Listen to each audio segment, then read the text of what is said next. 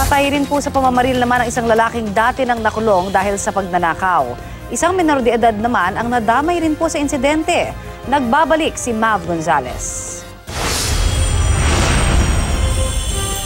Dati nang nakulong pero nagpatuloy pa rin umano sa pang-hold up. Ngayon, paglalamayan na si Joseph Chamzon alias Erap matapos siyang pagbabarilin sa Tondo, Maynila kaninang madaling araw.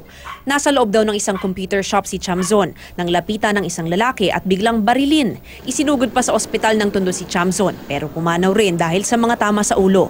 Tinamaan din ng splinters ang isang menor de edad na kasalukuyang nagpapagaling. Ayon sa taga-barangay, ilang buwan pa lang nakakalaya si Chamzon matapos makulong dahil sa mga kasong robbery hold-up at paglabag sa Comprehensive Law on Firearms and Ammunition. Ang background niya, hold-upper Hold-upper, user. Hindi ko lang malaman kung nagtutulak din. No? Lalakad ng madaling araw. No? Mga hold-up sa jeep. Yan nga, siguro baka yung pagkakaano nga nung na-hold up niya na pwedeng gante. Pwedeng gante. Pero hindi namin alam kung sino.